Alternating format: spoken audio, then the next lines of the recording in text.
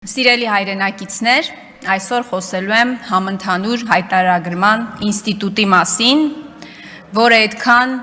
գովում, գովերքում և փառաբանում է այս իշխանությունը։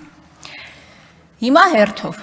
նախ հիշեցնեմ, որ երեկ Հայաստան խմբակցությունը առաջարկել էր չեղարկել հայտարարագրման ինստիտուտը և իշխող քաղաքացիական պայմանագիր խմբակցությունը բնականաբար մերժեց մեր այդ առաջարկությունը։ Այս ընթացքում մենք բազմիցս ներկայացրել ենք, թե ինչ է սպասվում Հայաստանի Հանրապետության մեր այն քաղաքացիներին, որոնցից ոմանք գուցե այսօր ոգևորված են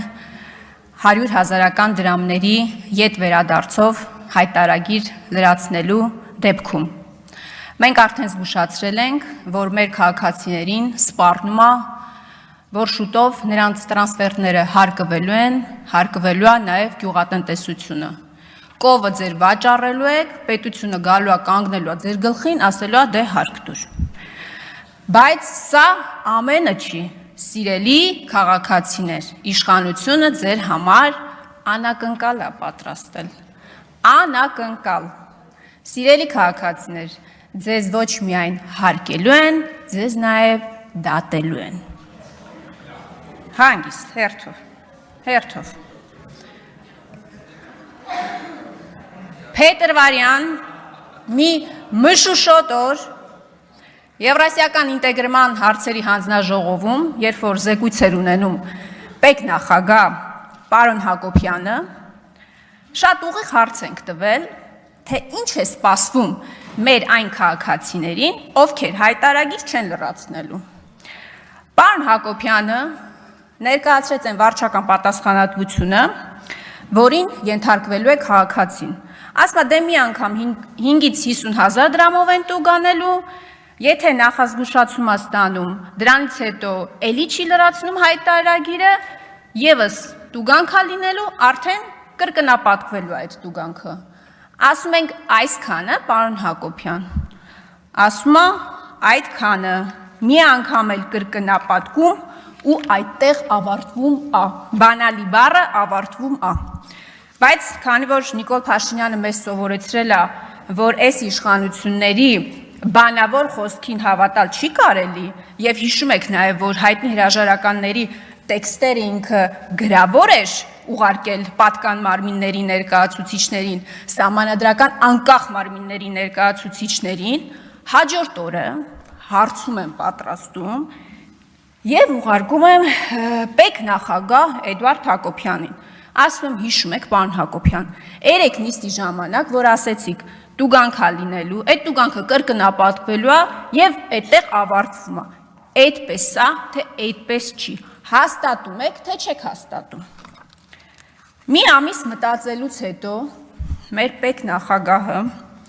մի 3 էջով հարկային օրենսգրքի համապատասխան հոդվածներին այնց ծանոթացնում, որոնց ես արդեն տեղյակ եմ, բայց իմ հարցը շատ հստակ է, ասում եմ, այն ինչ որ բանավոր ասեցիր, գրավոր հաստատում ես, եւ ասում է, որ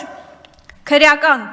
հետապնդումը բացառելու հնարավորության հարցի վերաբերյալ դիրքորոշում տալը դուրս է Հայաստանի Հանրապետության պետական եկամուտների կոմիտեի իրավասությունների շրջանակներից։ Հիմա դուք կասեք, ինչ քրեական պատասխանատվության մասին է խոսքը եւ մեր սիրելի քաղաքացիները, ովքեր այսքան ժամանակ գիտեին, որ միայն վարչական պատասխանատվություն է սպառնում իրենց, եթե հայտարարագիր չեն լրացնում։ Սիրելի հայրենակիցներ, քրեական օրենսգրքի 444 հոդվածն է, որը սահմանում է, կարդում եմ բառացի։ Հայաստանի Հանրապետության օրենսդրությամբ սահմանված հայտարարագիր ներկայացնելու պարտականություն ունեցող անձի կողմից հայտարարագրում կեղծ տվյալներ ներկայացնելը, հայտարարման ենթակա տվյալները թաքցնելը կամ հայտարարագիր չներկայացնելը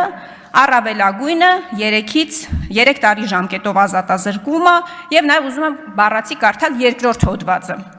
Հայաստանի Հանրապետության օրենսդրությամբ սահմանված հայտարարագիր ներկայացնելու պարտականություն ունեցող անձի կողմից հայտարարագրում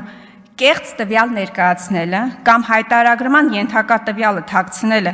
որը հանգեցրել է առանձնապես խոշոր չափերով գույքի կամ եկամտի կամ ծախսի չհայտարարման, պատժվում է ազատազրկմամբ 3-ից 6 տարի ժամկետով։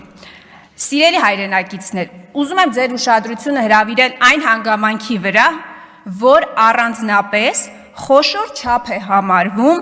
1 միլիոն Հայաստանի Հանրապետության դրամը գերազանցող գումարը, որ պատկերացնեք, որ այդպիսի ահռելի գումարների մասին չի խոսքը։ Տեսեք, 444 հոդվածը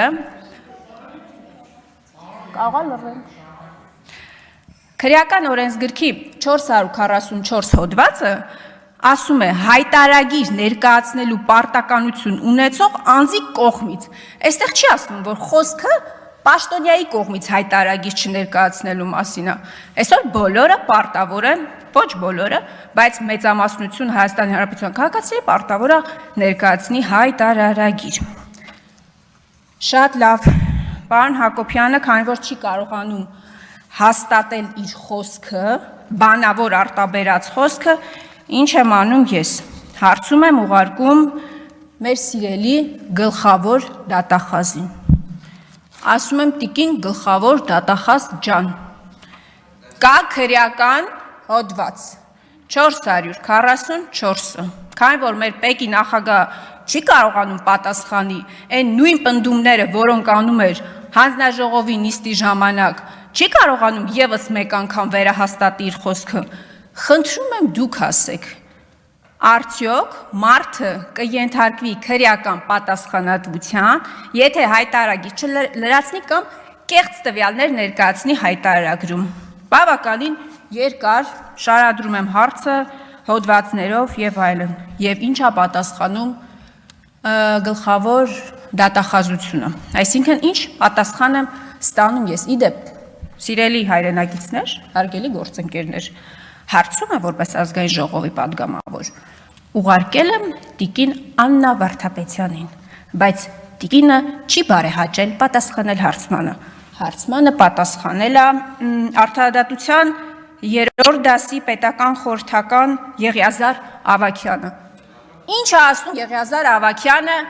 ազգային ժողովի, ինչ է ասում Եղիազար Ավագյանը ազգային ժողովի падգամավորի հարցմանի պատասխան, որ ուշադրություն, որ ձեր կողմից բարձրացված հարցի վերաբերյալ դիրքորոշում ներկայացնելը, ուշադրություն ևս մեկ անգամ, դուրս է ՀՀ դատախազության սահմանադրական լիազորությունների շրջանակից հարցման պատասխանը, դատախազության հարցման պատասխանը, դատախազը ինստիտուտ է, որը հանրային քրեական հետապնդում է հարուցում որևէ անձի նկատմամբ որևէ արարքի համար։ 3 ամիս շարունակ մի պարզ հարցի պատասխան կամ բացառում կամ հաստատում ես այդպես էլ չեմ կարողանում ստանալ։ Արդյոք քրեական հետապնդման են ենթարկվելու մեր այն քաղաքացիները, ովքեր հայտարարագիր չեն լրացնելու կամ սխալ հայտարարագիր են լրացնելու։ Հիմա օգտվելով այս հրաշալի հնարավորությունից, քանի որ մեր երկրի դատախազը, դատավորը, վարչապետը, Մսով ճաշի մասնագետը, հեծանվորդը, մեր ամեն ինչը Նիկոլ Փաշինյանն է, հրապարակային ձևակերպում եմ հարցս եւ ակնկալում եմ հստակ պատասխան, շատ հստակ պատասխան եմ ակնկալում։ Հայաստանի Հանրապետության քաղաքացին դատվելու է հայտարարագիր չներկայացնելու համար, այնպես, ինչպես սահմանում է քրեական օրենսգրքի 444 հոդվածը։ Շնորհակալություն։